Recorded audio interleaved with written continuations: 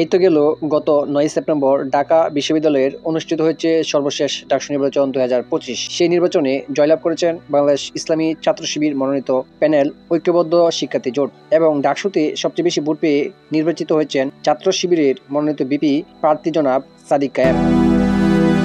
যাই হোক, গতকাল প্রধান উপদেষ্টা জনাব ডক্টর মোহাম্মদ ইউনূস আমেরিকার উদ্দেশ্যে তিনি বাংলাদেশ ছেড়েছেন। এছাড়াও সোমবার জাতিসংঘ সাধারণ পরিষদের ৮০তম অধিবেশনে যোগ দিতে অন্তর্বর্তী সরকারের প্রধান উপদেষ্টা অধ্যাপক মোহাম্মদ ইউনূসের সফরসঙ্গী হয়েছেন নিউ ইয়র্কে গেছেন ৩টি রাজনৈতিক দলের ৫ জন নেতা।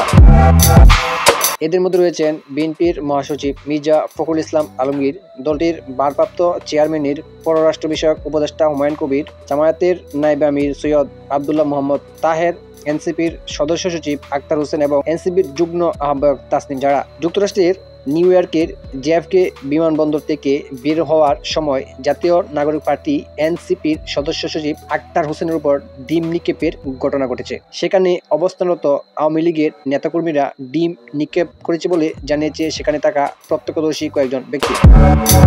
ইতিমধ্যে আক্তার হোসেনকে ডিম ছুঁড়ে মারার ঘটনায় এক ব্যক্তিকে নিউ ইয়র্ক পুলিশ আটক করেছে।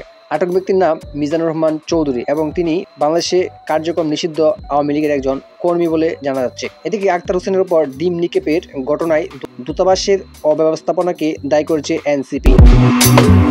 আর এই যুক্তরাষ্ট্রে এনসিপি নেতা জনাব আক্তার হোসেনের উপর ডিম নিক্ষেপের ঘটনায় প্রেক্ষিতেই সদ্য ডাকসু নির্বাচিত ছাত্র সংসদ তারও প্রতিবাদ জানিয়েছেন। আর তারা লিখেছেন, যুক্তরাষ্ট্রের নিউ ইয়র্কে নোবেল বিজয়ী প্রধান ডক্টর মোহাম্মদ ইউনূসের সফরসঙ্গীদের ওপর জুলাই গণহত্যা পরিচালনকারী নিষিদ্ধ ঘোষিত আওয়ামী লীগ সন্ত্রাসীদের হামলার ঘটনায় ঢাকা বিশ্ববিদ্যালয়ের কেন্দ্রীয় ছাত্র সংসদ ডাকসু গভীর উদ্বেগ প্রকাশ করেছে এবং এ ঘটনার তীব্র নিন্দা ও প্রতিবাদ জানাচ্ছে। ডাকসুর সাবেক সমাজসেবা সম্পাদক ও ফেসিবাদ বিরোধী আন্দোলনের অন্যতম মুখ আক্তার হোসেনের ওপর সংঘটিত এই হামলা শুধু গণতান্ত্রিক মূল্যবোধ মানবাধিকারের উপর নগ্ন আঘাতেই নয়, বরং ফেসিবাদ বিরোধী শক্তির জন্য সতর্কবার্তা ও বটে।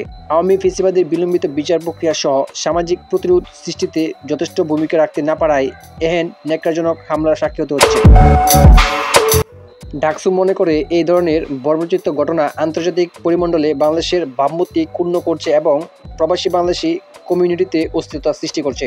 আমরা এই ঘটনার সাথে জড়িত সন্ত্রাসীদের দ্রুত আইনের আওতায় এনে কঠোর শাস্তির দাবি জানাচ্ছি। একই সাথে বাংলাদেশ সরকারও যুক্তরাষ্ট্র প্রশাসনের প্রতি আহ্বান জানাচ্ছি যেন ভবিষ্যতে এ ধরনের ঘটনা আর না ঘটে, তার জন্য কার্যকর ব্যবস্থা গ্রহণ করা হয়। ঢাকা বিশ্ববিদ্যালয়ের কেন্দ্রীয় ছাত্র সংসদ ডাকসু গণতন্ত্রকামী জনগণ ভিন্নমতের প্রতি সহনশীলতার লড়াইয়ে সবসময় দৃঢ় অবস্থানে ছিল এবং ভবিষ্যতে থাকবে।